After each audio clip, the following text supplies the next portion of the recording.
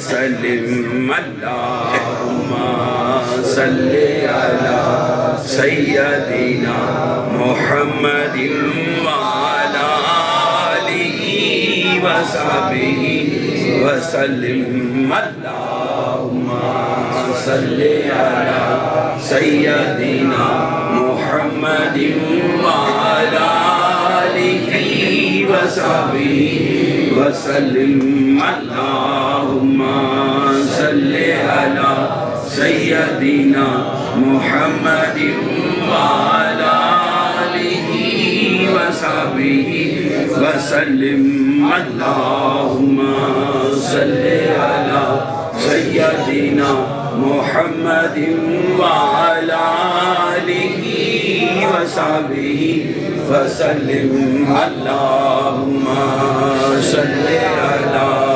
سیدنا محمد وعلی آلہ وصحبہ وسلم اللہم صلی علی سیدنا محمد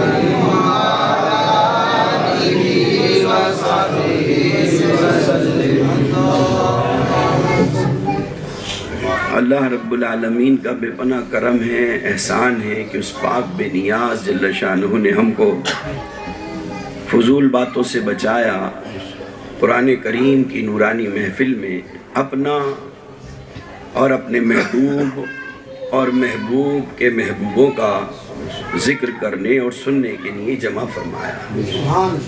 یہ اللہ ہی کا کرم ہے جو میں اور آپ اجتماعی فعل کے ساتھ اپنے مولا کے دربار میں حاضر ہوئے ہیں۔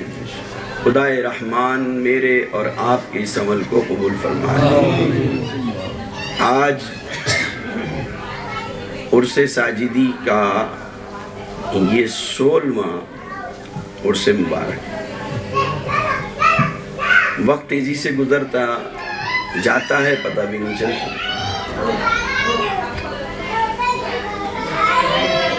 محفل کا آغاز تلاوت قرآن کریم سے ہوا۔ میں بھی ایک آیت کریمہ کو موضوع خطاب بنا رہا ہوں، وَاعْتَصِمُوا بِحَبْلِ اللَّهِ جَمِيعًا، جس کا مفہوم یہ ہے کہ اللہ کے بندوں اللہ کی رسی کو مضبوطی سے پکڑ لو۔ اللہ کی رسی کو انشاءاللہ جو بھی توفیق ہوگی اللہ کی طرف سے میں آپ کی خدمت میں رکھوں گا۔ ابتدا تلاوت قرآن کریم سے ہوئی، بعدہ حمد باری سبحانہ وتعالی، اور اس کے بعد یہ ثنا خان مصطفیٰ نے اپنی محبتوں کا اظہار فرمایا۔ میرا وجدان جو قبول کر رہا ہے اس کی روشنی میں میں یقین کے ساتھ کہہ رہا ہوں، یہ صاحب عرس کی ایک کرامت ہے۔ یہ جتنے بھی پڑھنے والے ہیں، چاہے ہمارے حضرت علامہ مولانا سید فیضان وارثی صاحب ہوں یا مولانا غلام محمد صاحب ہوں، انہوں نے کسی نے بھی یہ نہیں سوچا تھا ہم یہ کلام پڑھیں گے۔ میں بڑی اپنی جو میری معرفت کا ایک اظہار ہے اس سے بتا رہا ہوں۔ نہ فیضان صاحب نے سوچا تھا کہ میں اس موضوع پہ تقریر کروں گا، آپ پوچھ سکتے ہیں، سامنے منہ پہ بات کر رہا ہوں۔ نہ ہی یہ جتنے پڑھنے والے ہیں انہوں نے یہ سوچا تھا کہ ہم مولا علی کی شان میں، اہل بیت کی شان میں پڑھیں گے۔ یہ تو سوچ کر آئے تھے کہ ہم نعت شریف پڑھیں گے، یہ سب یہ سوچ کر آئے تھے ہم نعت شریف پڑھیں گے۔ پوچھ رہی ہے، میں ایسے نہیں کہ ان سے پوچھیں، میرا جو یقین ہے نا، میرا وجدان جو بتا رہا ہے، یہ سب نعت پڑھنے کے لیے آئے تھے، اور یہ صاحب عرس کی کرامت ہے، بغیر کہے۔ میں نے نہیں کہا، کسی سے بھی میں نے نہیں کہا، سمجھے؟ میں نے تو یہ کہا پہلے تلاوت کریں، پھر میں نے کہا یہ پڑھیں، بس ایک اشارہ دیا میں نے۔ تو یہ صاحب عرس کی کرامت ہے کہ آج انہوں نے اپنے عرس میں ذاکرین سے وہ ذکر کرایا کہ جس ذکر کے لیے انہوں نے اپنی زندگی وقف کر رکھی تھی.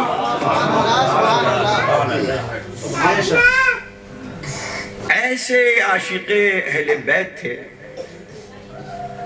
ایسے. یہ ہمارے حاجی محمد رفیع صاحب مرحوم کے صاحبزادے ہیں، یہ آج یہاں آئے ہیں.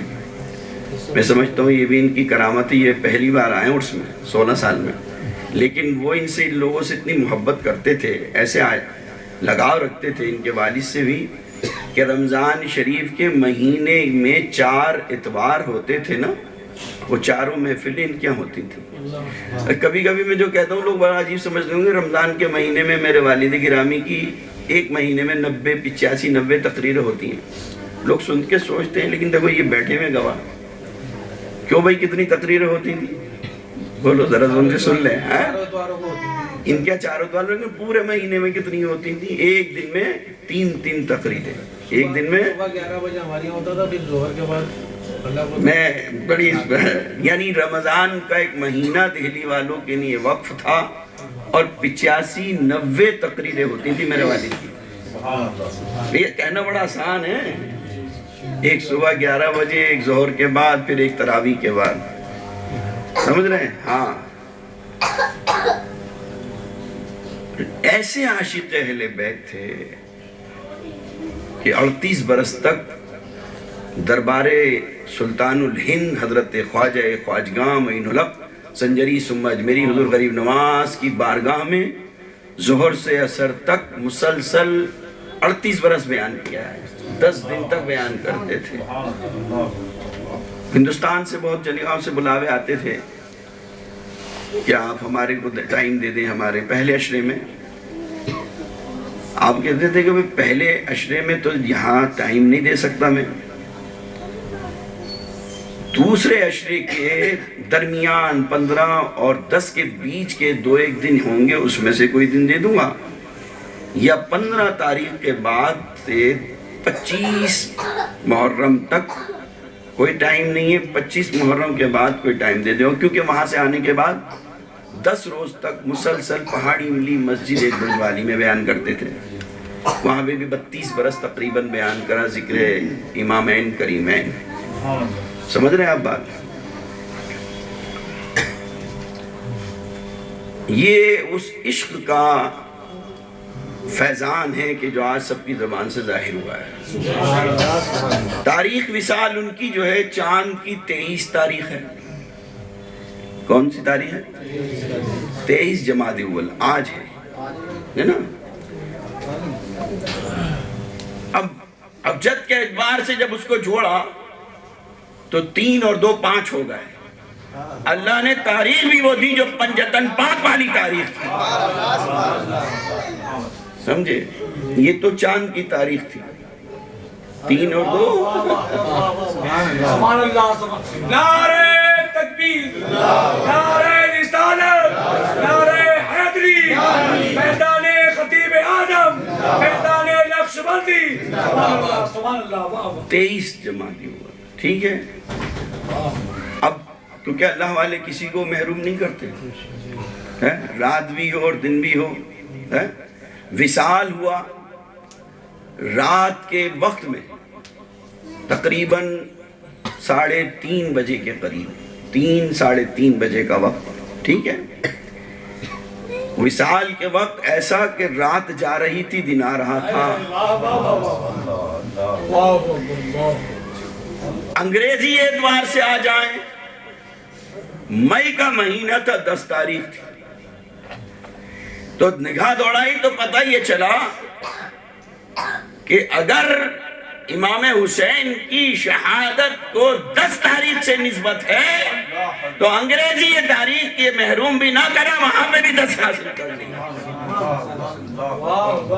وہ 10 آ گئی، 10 مئی ہے. کون سی تاریخ ہے؟ انگریزی.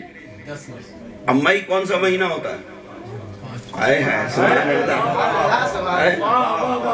تو تاریخ کے ساتھ مہینہ بھی جب لیا تو وہ بھی 5. جب محبت کرتے ہیں تو پھر کیسی کڑیاں بنتی ہیں، یہ کہنے سے نہیں ہوتی ہیں، قدرتی ہوتا ہے۔ یہ کیسے بنتی ہیں؟ قدرتی، محبت سے۔ ہاں، انگریزی اعتبار سے تاریخ اگر 10 لی تو مہینہ بھی 5واں آ گیا۔ سمجھ رہے ہیں آپ بات؟ کیوں کہ وَاعْتَصِمُوا بِحَبْلِ اللَّهِ جَمِيعًا، اللہ کی رسی کو مضبوط پکڑ رکھا تھا انہوں نے۔ اب اللہ کی رسی کیا ہے؟ ابھی سید فیضان صاحب آپ سے کہہ رہے تھے نا کہ مولا کائنات، مولا علی مشکل کشا کا نور وہی نور ہے جو تاجدار کائنات صلی اللہ علیہ وسلم، یعنی حضور کے نور سے کوئی معنی نہیں، لیکن ماننے کے نہیں اللہ نے بہت ساری دلیلیں دے رکھی ہیں۔ اللہ نے اپنے نور سے تو نور محمد صلی اللہ علیہ وسلم کو پیدا فرمایا، ظاہر فرمایا، اس سے کوئی انکار تو نہیں، آپ نور ہیں۔ لیکن اب یہ بھی ماننا پڑے گا کہ اس نبی کے نور سے اللہ نے اپنے نور سے نور محمد صلی اللہ علیہ وسلم کو پیدا فرمایا۔ فیضان صاحب جی جی، اب تاریخ، مفسرین، مورخین جتنے بھی آگے لکھ رہے ہیں، پھر وہ لکھنے والے لکھتے ہیں کہ ساری کائنات کو نبی کے نور سے پیدا فرمایا، اور اس میں پہلے مخصوص چیزیں، عرش بنا کس کے نور سے؟ قلم، کرسی، چاند، سمجھ رہے ہیں آپ، سورج، فرشتے۔ کیوں بھئی جب یہ مانتے ہو کہ یہ ساری چیزیں نبی کے نور سے ہیں تو پھر علی نبی کے نور سے کیوں نہیں ہے؟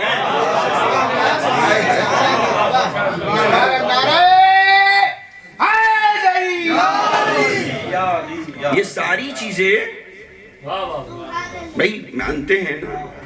ہمارے حضرت علامہ مولانا شاہ ابو الحسن زید فاروقی مجددی رحمۃ اللہ علیہ نے رسالہ خیر البیان میں لکھا ہے کہ اللہ نے اپنے نور سے نور محمد صلی اللہ علیہ وسلم کو جب جلوہ گر فرما دیا تو پھر آپ کے نور سے 10 چیزیں پیدا فرمائی مخصوص۔ ویسے تو ساری کائنات ہے، کیونکہ اس میں پھر تشریح ہے، ہر چوتھے پہ پھر 4، 3 بننے کے بعد چوتھے سے پھر 4، مانے آپ 10، پہلے عرش، دوسرے کرسی، تیسرے لوح، چوتھے قلم، 5ویں آفتاب، 6ٹھے مہتاب، 7ویں دن، 8ویں جنت، 9ویں فرشتے، 10ویں روح پاک محمد صلی اللہ علیہ وسلم کو خلعت خلقت کا پہنا کر مبعوث فرمایا۔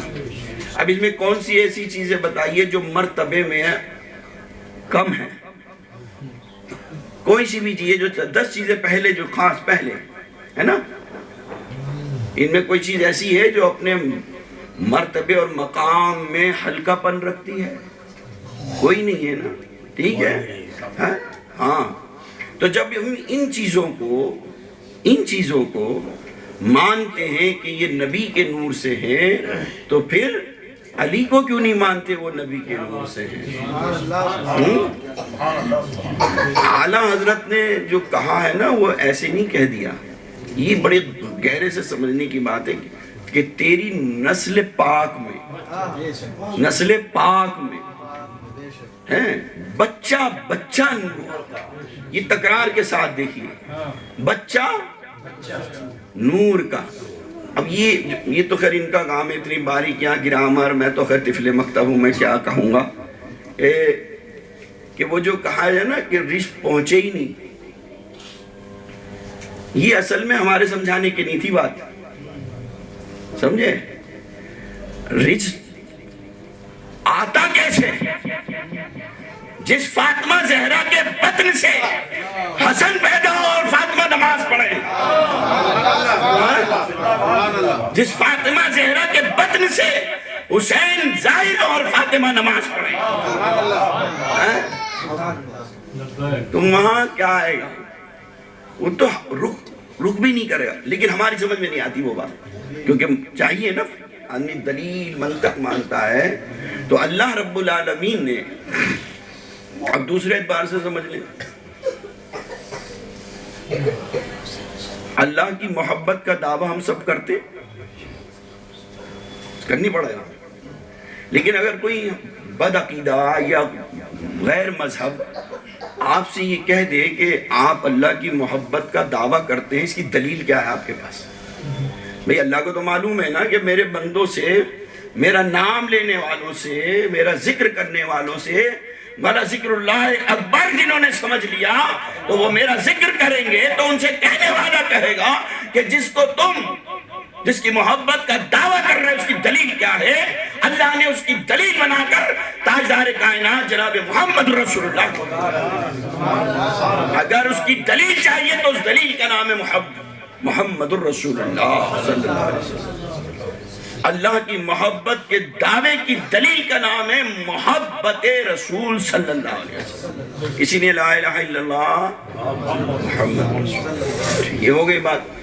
پھر آگے بھی اللہ کو معلوم ہے کہ میرے نبی کی محبت کا دعویٰ تو سبھی کریں گے،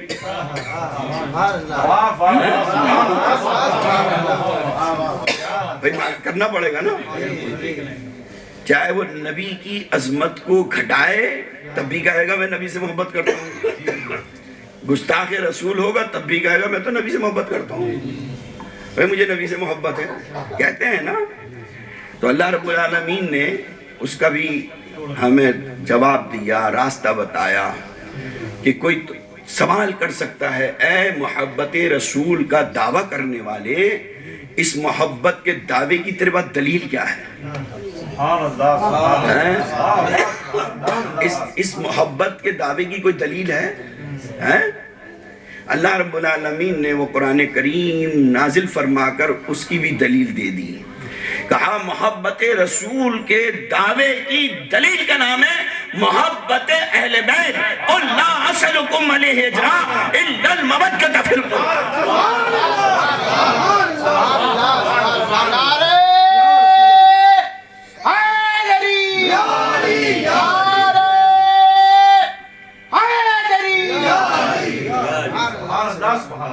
اگر محبت رسول کا دعویٰ کرنے والوں کے پاس محبت اہل بیت ہے تو اس دعوے میں سچے ہیں، اور نہیں تو جھوٹے ہیں، نہیں تو اچھا جی اور آسانی سے سمجھ لیں۔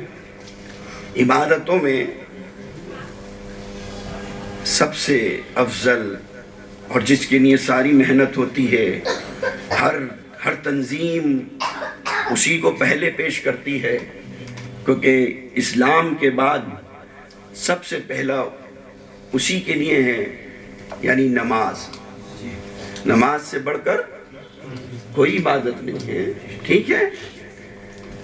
کوئی مولوی، کوئی مفتی، کوئی پیر ایسا پیدا نہیں ہوا جو یہ بدل دے۔ آپ جب نماز پڑھیں گے بے حساب اللہ کی تعریف ہے، سمجھے؟ نبی کی بھی تعریف ہے، لیکن اس کی قبولیت کے لیے، اس کی کہ اللہ کو پسند آ جائے، اللہ کو پسند آ جائے۔ اس کی مثال یوں سمجھ لیں پہلے کہ ایک پرائم منسٹر کے پاس ادھر دیوار آپ مولانا صاحب آپ آگیا درود پاک پڑھیے، اللہم صلی علی سیدنا مولانا محمد و بارک وسلم۔ آپ آگیا ہے،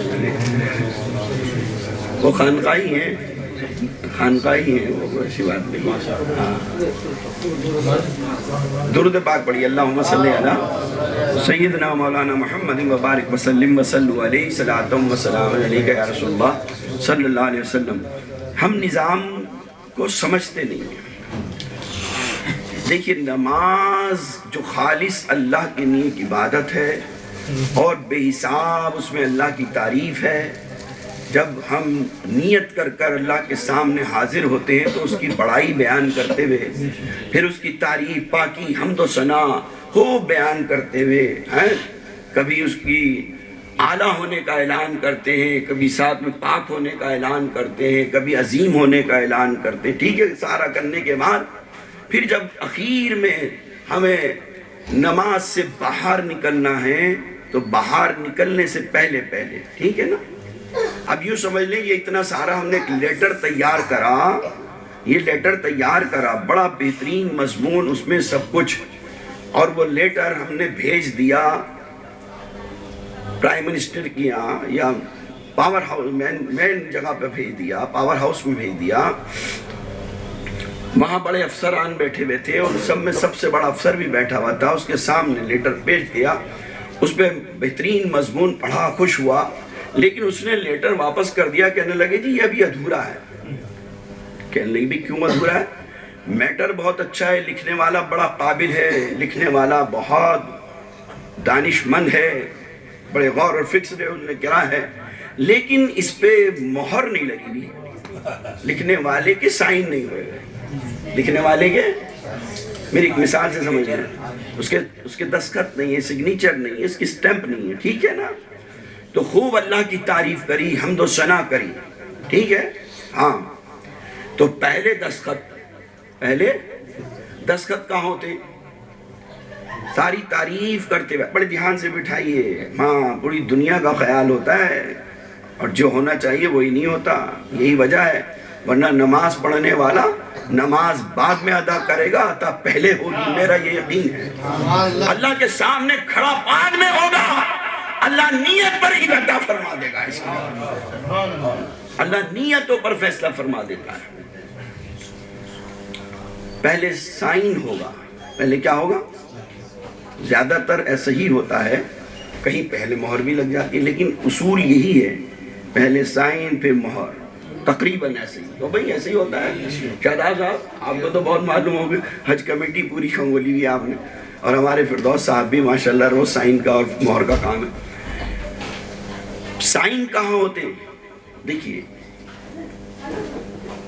پہلی رکعت، دوسری رکعت خوب اللہ کی تعریف، ذہن میں بٹھا لیا آپ نے. تھوڑا سا ایک وقت آتا ہے، آپ قاعدے میں بیٹھتے ہیں اور تحیات پڑھتے ہیں، التحیات للہ والصلوات والطیبات. دنیا میں کوئی مائی کلال مفتی، عالم، پیر، محدث، مفسر ایسا پیدا نہیں ہوا جو یہ کہہ دے آپ التحیات للہ والصلوات والطیبات کہہ کر سلام پھیر لیں، نماز ہو جائے گی؟ نہیں ہوگی. کیوں؟ ابھی بات پوری نہیں ہوئی. تحیات للہ والصلوات والطیبات، یہاں پہ اب کیا ہے؟ اب وقت آ گیا، جو کچھ تم نے لکھا ہے، جو کچھ کہا ہے نا، اب ذرا اس پہ سائن کرا لو. اس سائن کا نام ہے السلام علیکہ ایھا النبی. وہ سلام سائن ہے رب کی بارگاہ میں لے جانے کا. اور پھر آگے چل کے کہتے ہیں اللہم صلی علی محمد وعلی آل محمد، مہر کا کام کرتا ہے. آل محمد کیا ہے وہ؟ یہ درود جو ہے نا، اس میں اللہم صلی علی محمد وعلی آل محمد یہی پڑھتے ہیں نا، سبھی پڑھتے ہیں نا. اب اس میں کوئی مسلک کی، ہر مسلک میں ہاں کوئی کسی بھی مسلک کا ہو، چاہے وہ شافعی ہو، چاہے مالکی ہو، چاہے حنبلی ہو، اور چاہے وہ کوئی بھی ہو، وہ سب یہ کہیں گے اللہم صلی علی محمد وعلی، ہاں یہ وعلی آل محمد، یعنی یہ درود جو ہے نا وہ سلام کا دستخط. اب یوں سمجھ لیں یہ درود مہر ہے، کیونکہ اس درود کے اندر نبی اور آل نبی کا ذکر ہے. تو اب یہاں سے ایک سبق لے جائیں آج، جب بھی درود پڑھا کرو تو اہل بیت کے ساتھ درود پڑھا کرو.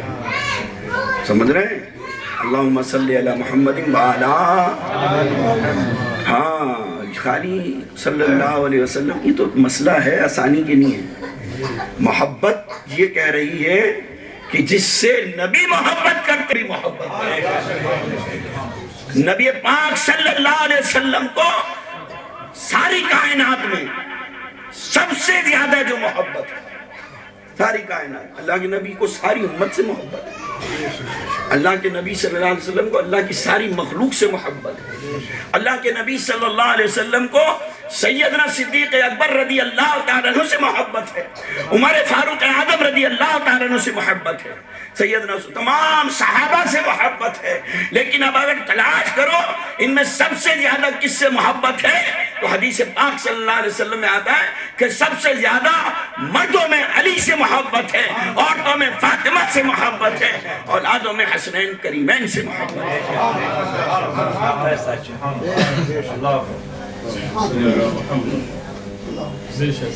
تو محبت رسول کے دعوے کی دلیل کا نام کیا ہے؟ محبت اہل بیت۔ اب شیطان یہ نہیں چاہتا، شیطان کو تو ہم نے دیکھا نہیں، شیطان اپنے چیلے تیار کرتا ہے اور وہ کبھی حسد کی شکل میں آتے ہیں، کبھی جلن کی شکل میں آتے ہیں، اور جب حسد اور جلن پیدا ہو جاتا ہے تو پھر گستاخی ہوتی ہے۔ سمجھ رہے ہیں آپ؟ اگر آپ کو اپنے باپ سے حسد ہو جائے تو پھر باپ کی تعظیم بھول جاؤ گے، اگر باپ کی طرف سے جلن آ جائے تو باپ کی تعظیم بھول جاؤ گے۔ یہ یہاں سے بیج پڑتا ہے، حسد اور بغض جب آ جائے۔ اسی لیے رحمت عالم صلی اللہ علیہ وسلم نے پہلے ہی فرما دیا تھا کہ ولایت اور خلافت ایک ساتھ نہیں، ولایت الگ چیز ہے۔ ابھی سید صاحب کیا کہہ رہے تھے، خلافتی نظام ایک الگ بات، ولایتی نظام الگ بات ہے۔ اب چاہے غوث الاعظم کی بارگاہ میں جائیں، غریب نواز کی بارگاہ میں جائیں، اور پیچھے چلے جائیں غریب نواز کے پیر کی بارگاہ میں جائیں، ان کے پیر کی بارگاہ میں جائیں، ان کے پیر کی بارگاہ میں جائیں، غوث الاعظم کی بارگاہ میں جائیں، غوث الاعظم کے پیر کی بارگاہ میں جائیں، ان کے پیر کی بارگاہ میں جائیں، خواجہ بہاؤالدین نقشبند کی بارگاہ میں جائیں، کسی کی بھی بارگاہ میں جائیں، وہ سارے کے سارے علی کی بارگاہ کے اندر جائیں۔ تو سارے کے سارے کس کی بارگاہ میں جائیں؟ مولا کائنات کی بارگاہ۔ بھئی سب شجرہ پڑھتے ہیں نہیں؟ کہاں سے شروع کرتے ہیں؟ سرکار مدینہ صلی اللہ علیہ وسلم کے بعد سمجھ رہے ہیں آپ؟ قادری بھی پڑھ رہے ہیں، چشتی بھی پڑھ رہے ہیں، اب نقشبندیوں میں بھی ہے۔ مشہور تو حضرت ابو بکر سے ہے، لیکن ایک شاخ مولا علی سے بھی ہے، یاد رکھیے گا۔ نقشبندی بھی ایک شاخ مولا علی سے ہے، سہروردی بھی ادھر ہی ہے۔ سمجھ رہے ہیں آپ بات؟ جتنے بھی سلاسل ہیں وہ سب ادھر سے ہیں۔ کیوں کہ انہوں نے سمجھ لیا کہ اللہ کی رسی کو مضبوط پکڑنا ہے، اللہ کی رسی کو مضبوط پکڑنا ہے۔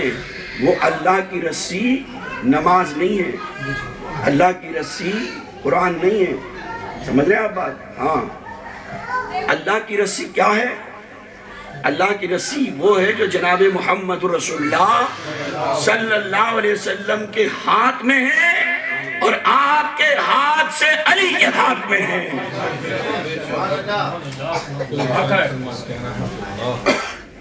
سمجھ رہے ہیں آپ بات؟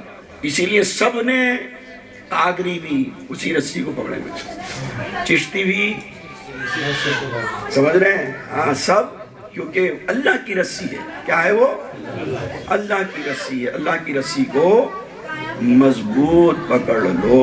ہاں، سارے عالم کے اندر جو بھی کچھ ہے وہ پنجتن پاک کا ہے اور پنجتن پاک سے ہے۔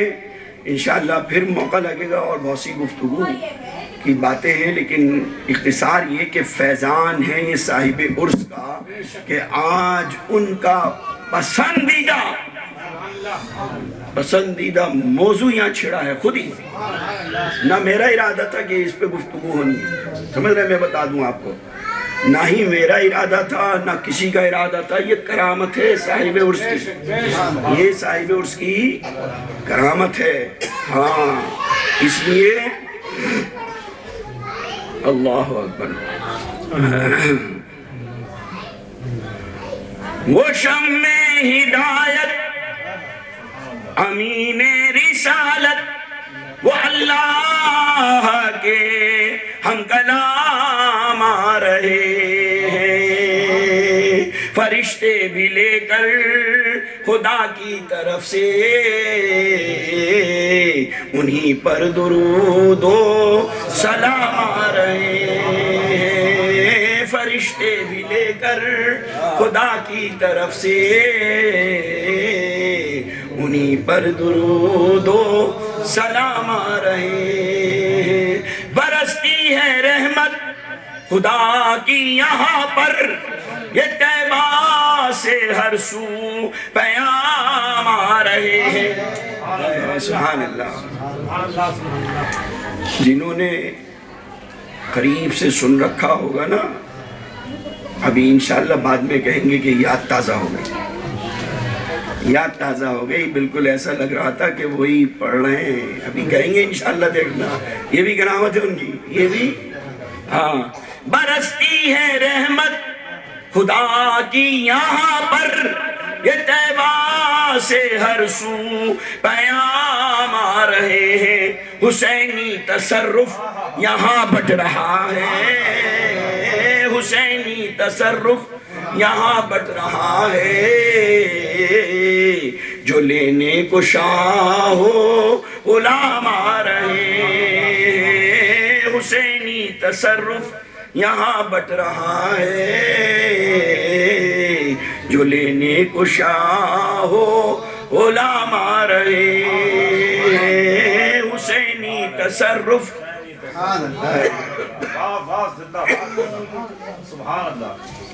اور سنیے، بڑی پیاری بات ہے۔ کبھی وہ نہا ہے، کبھی وہ عیاں ہے، کبھی وہ یہاں ہے، کبھی وہ وہاں ہے۔ کبھی وہ نہا ہے، کبھی وہ عیاں ہے، کبھی وہ یہاں ہے، کبھی وہ وہاں ہے۔ فیوز دو عالم ہے ذات محمد،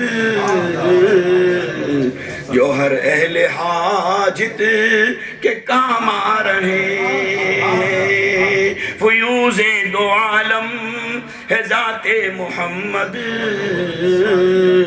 جو ہر اہل حاجت کے کام آ رہے ہیں۔ تم کیا سمجھ رہے ہو کہ تم اسلام پڑھتے ہو؟ ارے تم تو کچھ بھی نہیں کرتے، سمجھ رہے ہیں؟ تم نے تو سننے کے بعد بھی نہیں سمجھا، سننے کے بعد بھی، لیکن وہ جن کا کوئی مرتبہ نہیں، جو حقیر ہیں، بے زبان ہیں، انہوں نے جب سمجھا تو کیا ہوا؟ بشر ہی نہیں ان کے در کے سلامی، شجر بھی سلامی، حجر بھی سلامی۔ بشر ہی نہیں ان کے در کے سلامی، شجر بھی سلامی، حجر بھی سلامی۔ ہجوم ملائک ہے روضے پہ ان کے، ہجوم ملائک ہے روضے پہ ان کے، جو بہر سلام صبح و شام آ رہے ہیں۔ ہجوم ملائک ہے روضے پہ ان کے، جو بہر سلام صبح و شام آ رہے ہیں۔ سبحان اللہ۔ مان لو آج صحیح معنوں میں، ورنہ پچھتاؤ گے۔ کیوں؟ کہیں پناہ نہ ملی، وہ ایک ہی ہے، دامن رحمت جہاں سب کو پناہ ملی۔ یہ حدیث ہے بخاری مستند۔ کبھی سوئے آدم، کبھی سوئے موسیٰ، کبھی سوئے عیسیٰ چلے جا رہے تھے، نظر پڑ گئی جب حبیب خدا پر، تو لب پر درود و سلام آ رہے۔ کیوں آ رہے ہیں وہ درود و سلام؟ کیوں آ رہے ہیں؟ سب نے انکار کر دیا نا۔ ادھر دیکھا تو وہ تو ہاتھ وہ ہاتھ ہے کرم جب بھی شہ تسنیم و کوثر کر دیا تم نے، خدا شاہد کے قطرے کو سمندر کر دیا تم نے، جسے اپنی محبت کا ایک ذرہ دے دیا تم نے، تو ایک پتھر تھا بے قیمت تو گوہر کر دیا تم نے۔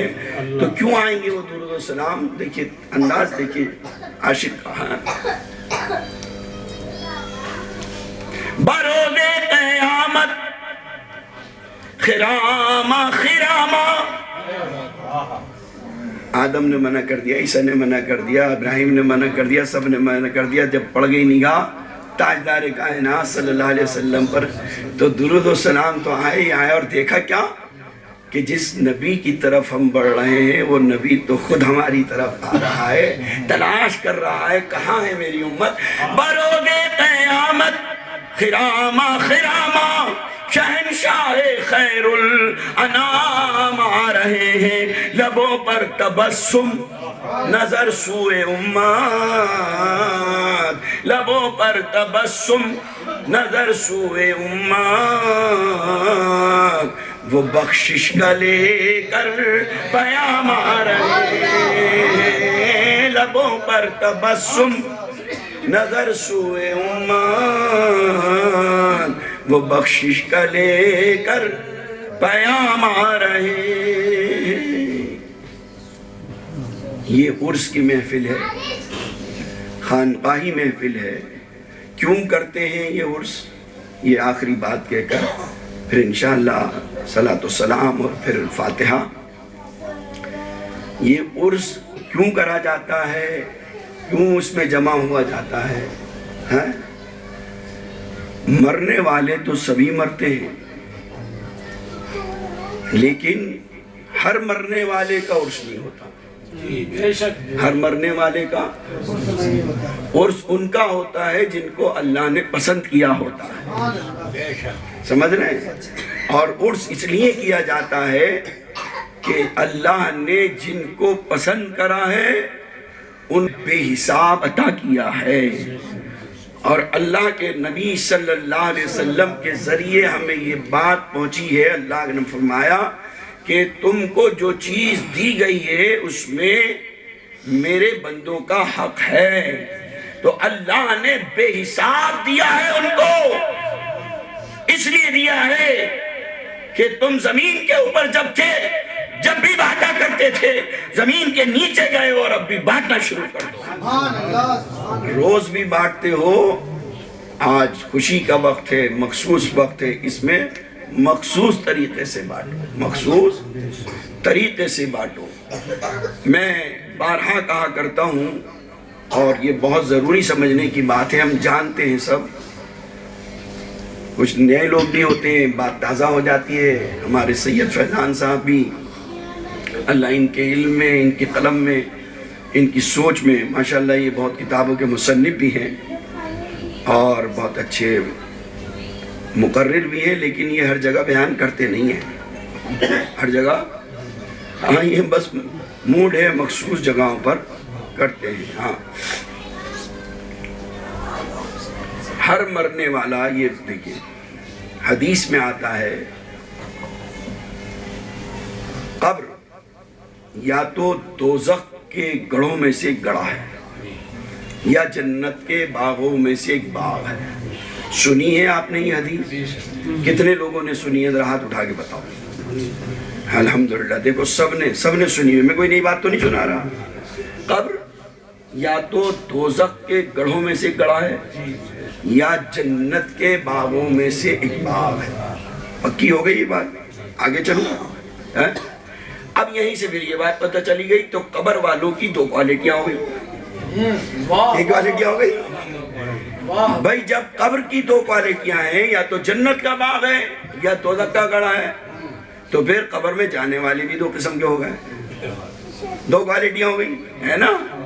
ہاں، جنت راحتوں کی جگہ ہے اور دوزخ مصیبتوں کی جگہ ہے۔ جنت میں رحمتیں برستی ہیں، دوزخ میں عذاب۔ سمجھ رہے ہیں آپ بات؟ ہاں، تو پھر یہاں سے پھر ایک بات اور پتہ چل گئی، کہ اب قبر والے کی جب دو کوالٹیاں ہیں، اب قبر کی بات نہیں کر رہا میں، قبر والے قبر کی تو وہ دو کوالٹیاں ہو گئی، یا تو دوزخ کے گڑھوں میں سے گڑھا ہے یا جنت کے باغوں میں سے۔ تو اب قبر والا جو ہے وہ دو قسم کا ہو گیا ہے، ایک جنتی ایک دوزخی، ایک جنت کے باغ میں ایک دوزخ کے گڑھے میں۔ تو پھر اب دنیا میں جو لوگ ہیں ان کو پھر یہ سمجھ لینا چاہیے کہ اب یہ قبر والا جو ہے نا، یہ ایک قبر والے کی بات کر رہا ہوں میں، دوزخ والے کو تو چھوڑ دو، سمجھ رہے ہیں آپ؟ قبر والا دوزخ والا دو ہیں نا۔ اب ہم تو سبھی کو ایک جیسا گن رہے ہیں، اور عام طور سے یہ کہتے ہیں جب ہم اہل عقیدت کسی بزرگ کے آستانے پر جاتے ہیں تو ہم سے یہ کہا جاتا ہے بھئی یہاں کیا کرنے آئے ہو، یہ تو خود محتاج ہیں، ایسے بولتے ہیں، ارے بھئی یہ تو خود محتاج ہیں۔ تو اب ان سے یہ کہہ دینا کہ سب محتاج نہیں ہوتے، ایک قبر والا تو ایسا ہے جس کی ہمیں ضرورت ہے، ایک قبر والا ایسا ہے جس کو ہماری ضرورت ہے، کیونکہ دو کوالٹیاں ہیں قبر والوں کی، سمجھ رہے ہیں آپ میری بات کو؟ تو جس کی قبر جنت کا باغ ہے اسے تو ضرورت ہی نہیں ہے ہماری، اس کو کیا ضرورت ہے؟ تو اللہ نے پہلے ہی سے جنت کے باغ میں پہنچا دیا، اور جس کی قبر دوزخ کا گڑھا ہے اس کو ضرورت ہے، اس کو تو یاد رکھیے ہر قبر والا محتاج نہیں ہے، ہاں جو صاحب علم اور عمل ہیں، جنہوں نے زندگی اللہ اور اس کے رسول کی فرما برداری پر گزاری ہے، ان کی قبر جنت کے باغوں میں سے ایک باغ ہے، تو آج بھی ہمیں ان کی ضرورت ہے، آج بھی ہمیں ان کی ضرورت ہے۔ ہاں جس کی قبر دوزخ کا گڑھا ہے اس کو ہماری ضرورت ہے، اس کو سمجھ میں آ گیا یہ نکتہ، اس کو ہماری ضرورت ہے، لیکن حضرت نظام الدین اولیاء کو ہماری ضرورت نہیں ہے، حضرت خواجہ قطب الدین بختیار کاکی رحمۃ اللہ علیہ کو ہماری ضرورت نہیں ہے، حضرت خواجہ باقی باللہ رحمۃ اللہ علیہ کو ہماری ہمیں کل بھی نظام الدین اولیاء کی ضرورت تھی اور آج بھی ضرورت ہے، خواجہ قطب الدین بختیار کاکی کی کل بھی ہمیں ضرورت تھی اور آج بھی، اور یہ ضرورت ایسا نہیں کہ یہیں رک جائے گی، اب اس کو آگے سوچو، ہمیں یہاں بھی ضرورت ہے اور وہاں بھی ضرورت ہے، اور وہ ضرورت وہاں کام آئے گی، کیونکہ حدیث میں آتا ہے جو جس سے محبت کرے گا اللہ اس کا حشر اسی کے ساتھ فرمائے۔ اگر نظام الدین اولیاء کو اللہ کا ولی مان رہے ہیں، دوست مان رہے ہیں، تو پھر ان کی محبت وہاں پہ بھی ہمارے لیے کام آئے گی، وہ ضرورت ہے نا۔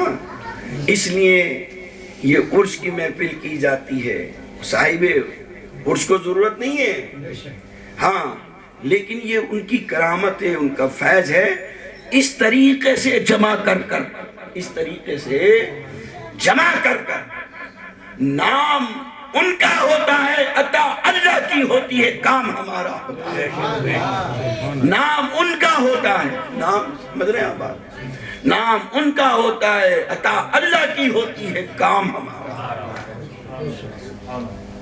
اللہ رب العالمین بزرگوں کی سچی محبت عطا فرمائے، ساری زندگی اگر قرآن پڑھتے ہو تو اس پر عمل کر کے دکھا دو، آپ خود کہتے ہو اللہ سے صراط الذین انعمت علیہم، اے اللہ تو ہمیں ان کے راستے پر چلا جن کو تو نے پسند کر دیا، ان کے راستے پر چلا، تو پھر ذرا چل کر دکھا دو، ذرا ان کے راستے پر۔ انہوں نے کبھی جھوٹ نہیں بولا، انہوں نے کبھی غیبت نہیں کری، انہوں نے کبھی کسی کا دل نہیں دکھایا، کبھی کسی کا مال نہیں مارا، انہوں نے بلکہ دکھی دلوں کا سہارا بن کر ان کی مشکلوں کا راستہ نکالا ہے، انہوں نے بے سہاروں کا سہارا بن کر اللہ اور اس کے رسول کی اطاعت اور فرما برداری کر کے دکھائی ہے. ہمیں وہی کرنا ہے, ہمیں ان کے راستے پر چلنا ہے. اللہ رب العالمین مجھے اور آپ کو سب کو نیک عملوں کی توفیق عطا فرمائے. کھڑے ہو جائیں ادب کے ساتھ ثناء و سلام انشاءاللہ.